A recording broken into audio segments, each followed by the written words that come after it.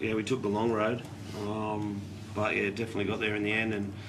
And I was just talking to the players in there. Sometimes you don't, understand the. Last week we had a big game. We played really well, and it is hard to back it up. You don't know the impact that it has physically and mentally. And as I said, I think we just took the long road tonight. A lot of opportunities. A couple of tries disallowed, a couple of really good line breaks, and we didn't nail them. But in the end, we were just good enough to get it done. You mentioned the disallowed tries. I think that's about 5 for obstruction that have been disallowed in the last 3 weeks for you guys. Do you guys have a problem with that? We must have. Just a little bit of attention to detail on it, Then I think they've all been probably no tries, in looking at them. But we just need to fix it up a little bit. That's a matter of centimetres here and there on a couple of them. How important is it to tidy it up before finals? They're the kind of things that could make a difference in a big game. Oh, crucial. As I said, if you don't nail those opportunities in the big games coming up, you'll be out the back door pretty quickly. So we'll fix it up. We're getting across the line, but we just, as I said, got to fix up a little attention to detail, things off the ball. It's not on the ball, it's off the ball. So we will do that. Andrew Feeder's reaction when he crossed that try, I think he said it out in the post-match, it was at Jimmy Dimmick. He said he didn't run hard enough during the week. Do you know what that was about?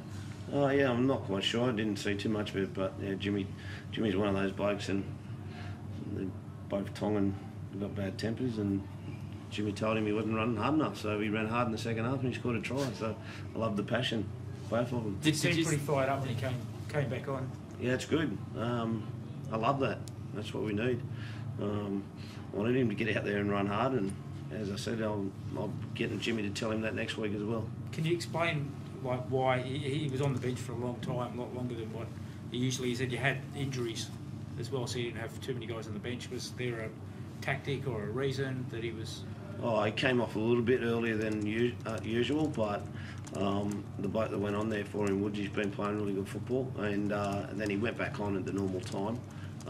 So, we're splitting his time. He's had a knee injury for a long period of time, and we're trying to get him, through to the semi-finals as well with not playing big minutes. Andrew could play 80 if we let him. He looked like he wanted to. It looked from the way he was on the sideline like he wanted to get back out there. Good on him, not his team. They're special plays, though. Similar to the 2016 Grand Final, how important is it to have a weapon like that at your disposal? Yeah, as I said, when he came on, he made a big difference. Scored the try, and ran with some real purpose. So we need Andrew Fifita going at his best to win big games at the end of the year. So I was pretty happy with the way he played in the end.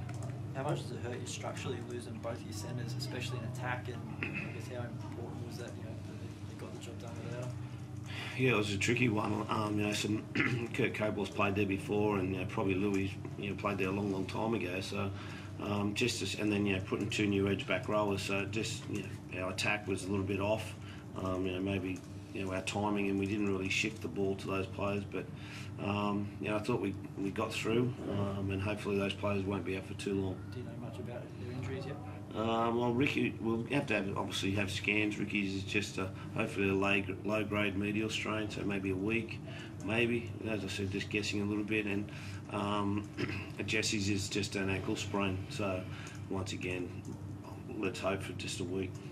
Similar to Jaden Brayley as well, late scratching. Is he likely to be back next week? Jaden will be fine next week. Yeah, he had surgery on that cauliflower ear, and couldn't even get a headgear on yesterday. It was still pretty sore. So wanted to play, but we made the decision to look after him long term.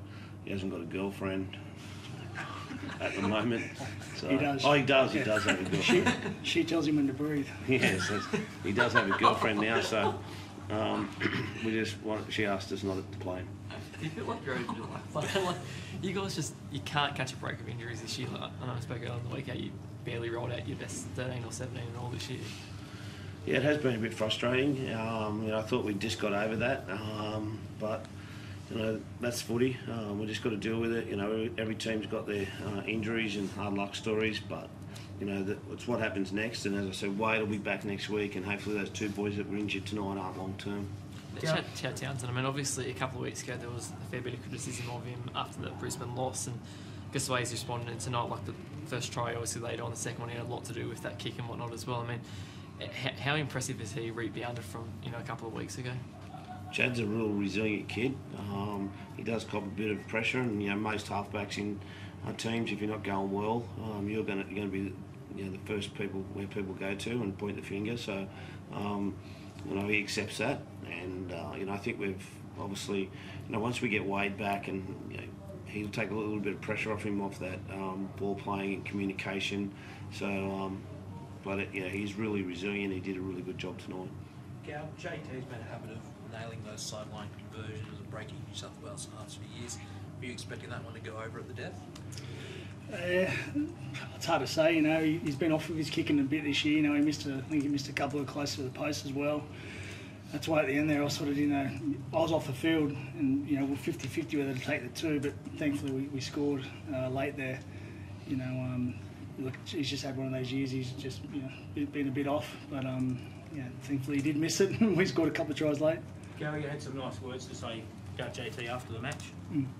Look, mate, he's a legend of the game without a doubt. Played a lot of footy against him. Played the first game against him in 2002.